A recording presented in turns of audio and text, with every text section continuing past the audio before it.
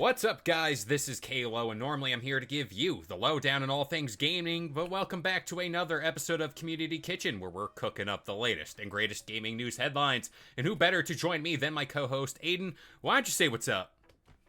Hello. I just realized Kevin and I have matching lights. Woo. It's the blue vibe today, but before we get into any of the vibes around the gaming world, we'd like to say thank you to each and every one of you guys who are liking these videos, subscribing to Game Sandwich for all your gaming news, rumors, and reviews. Now, speaking of reviews, a game that has been absolutely shellacked in the world of gaming over the past few days is Mindseye. This is coming from a former Rockstar developer who created their own company, and they're doing their own thing. Now, in the proposed gameplay, this is all about like dystopian future. There's this NPC dialogue that's AI driven. Like, this is supposed to be a big deal. Like, this is supposed to be Grand Theft Auto Light or something like it. And you can kind of tell in the playable features that are at least out there. But apparently Mindseye has become the worst rated game of 2025. And I believe it scored a 43 on Metacritic and a 2.4 out of 10 as far as user score goes. Now, Aiden, I want to get your thoughts on Mindseye, at least what you've seen of it. Granted, most of it has not been positive or good or anything like that. I mean, I'll say this. If I was going off the trailers, this game looks great. Yeah. Looks like my type of game. Looks like something I'd want to jump into. But oh my God, have I seen some really bad stuff now. And I've seen people's cars like freaking out. I've seen the game crashing. I have seen like people's heads spinning. It has been bizarre. It has been like the worst thing I've seen since Cyberpunk on the PS4. That's just it. Like, this is as close to a launch as anything to Cyberpunk whenever it first came out. Granted, that game scratched and clawed and fought its way back, and now it's like one of the best games ever made. That's after a bunch of hot fixes, that's after a bunch of DLC, Phantom Liberty, all that stuff. Mindseye, though, I don't see it having that same sort of like renaissance or resurgence or anything like that. I do not see this game kind of coming back. Now, I wanted to talk about this game today because there was an article from Polygon that I want to talk about, and it kind of centers around Twitch streamers or streamers in general. And apparently, according to this article, Twitch streamers who were paid to show off the game, presumably many of these influencers were given contracts and that stipulate conditions for live streams. Of course, it's talking negative, or you don't do that, and then you talk positive, talk about the cool features of the game, and kind of hype it up, fluff it up, so to speak. Now, this is the problem. These influencers were talking about it. Some couldn't get through the review because the game was just, like you said, unplayable. It looked horrible. And yeah, that was just part of it. There's a bunch of glitches.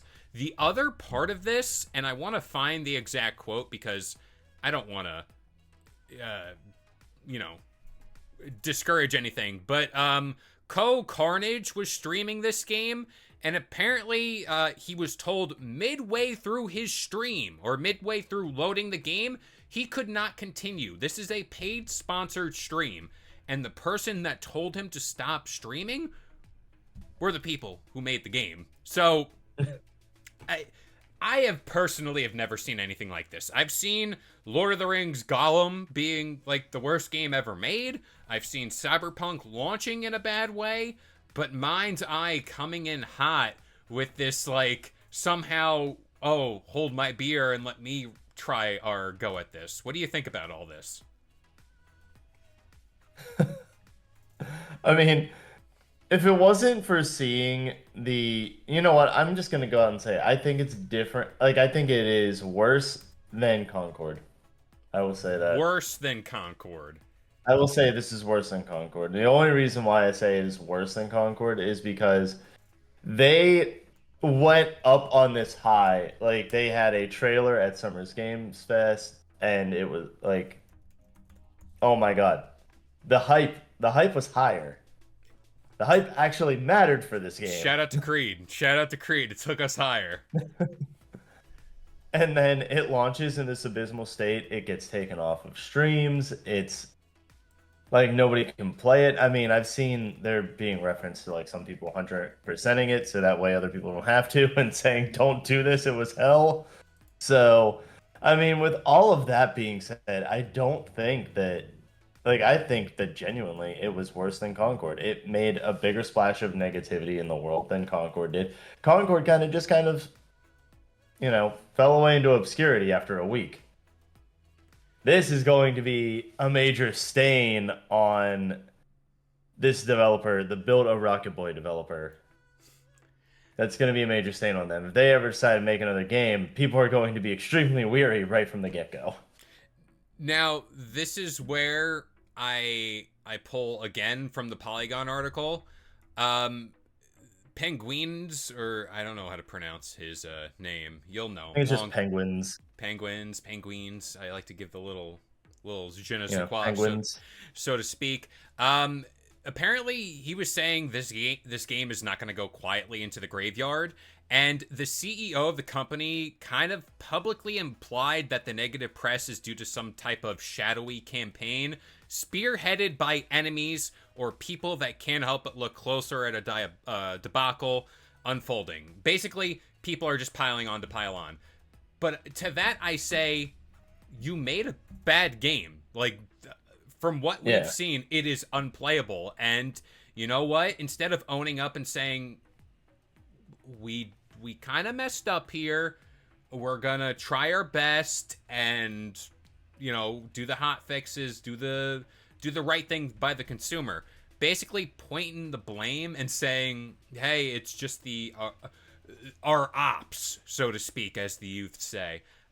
I just can't jive with that. I'm sorry.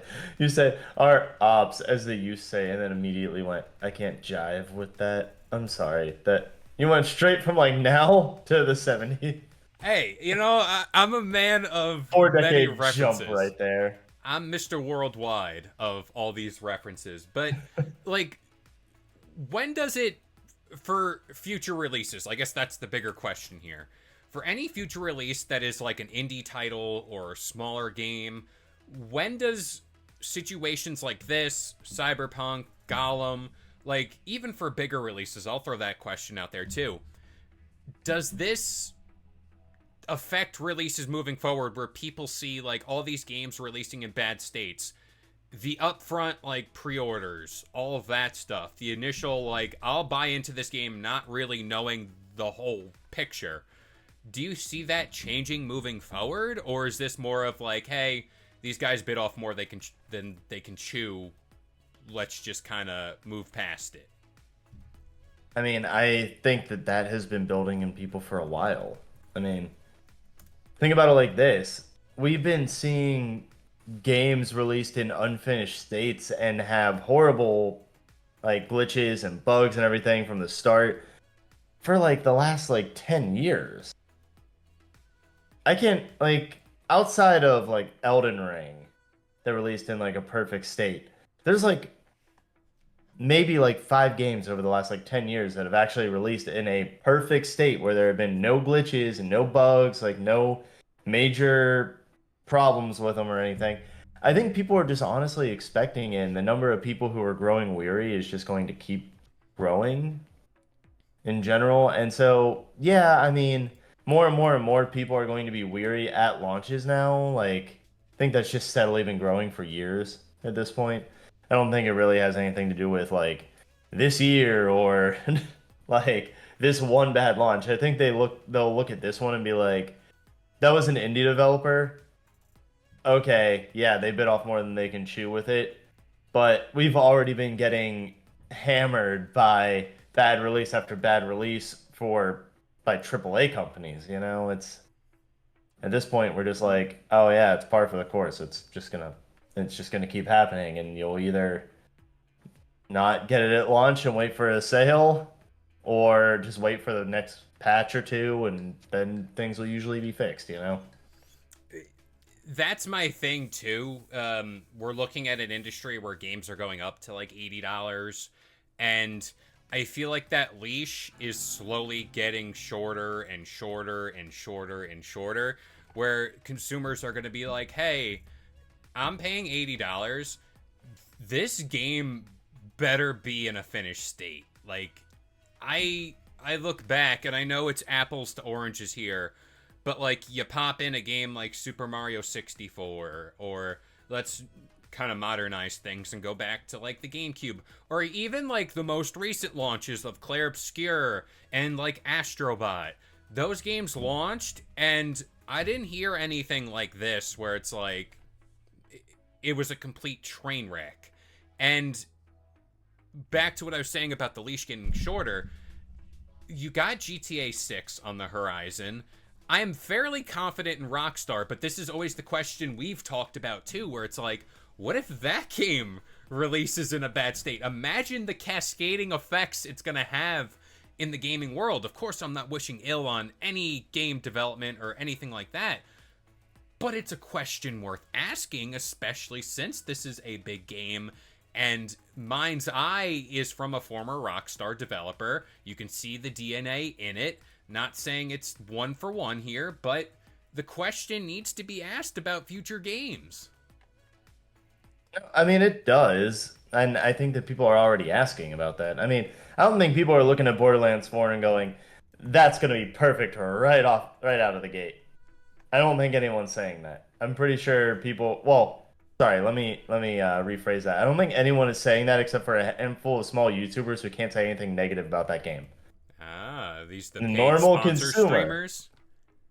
the normal consumer, who's not getting tweeted at by Randy Pitchford all the time or getting reposted by him, yada yada yada, is going to look at that game and be like, huh, I'm not sure if it's going to be great at launch, but I'm willing to take the guess. I'm one of those people. I'm a normal consumer. I'm not bought out by Gearbox or anything like that. I'm like, I look at Borderlands 4.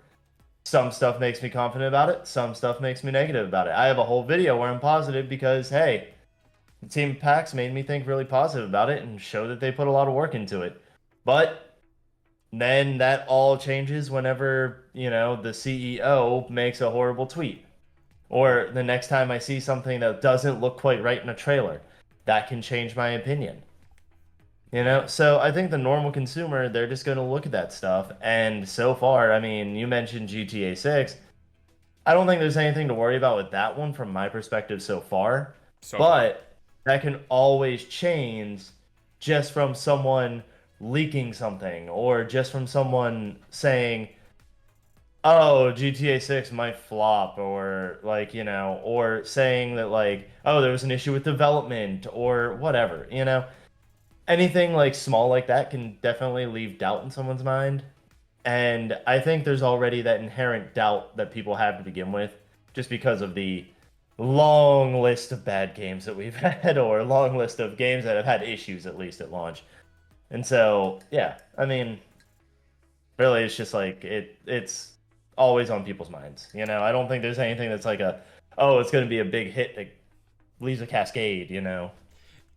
That's the big thing, and I think as we move forward into like 2026 and you're going into next gen consoles, I think we always ask like, what is going to be the big event that kind of either resets gaming or sends us into like the darkest depths real quick, and then we kind of climb back up into the light. I think it's more or less games continuing to release in bad states. I mean, yeah, Cyberpunk had its glow up and all that, but that was how long after release. I don't think this game's gonna get that long leash. I think this is pretty much, what's that one game that scammed everybody? It was like days after Day before, Halo 4. the day before. Oh, the day before. I thought you said Halo 4. I'm like, yeah, Halo was kind of No, bad. yeah, Halo 4 scammed everybody. You heard it here, folks. It I was mean, all a scam. hey, it happens. But yeah, the day before. It's stuff like that that'll leave a taste in people's mouths that are not too pleasant.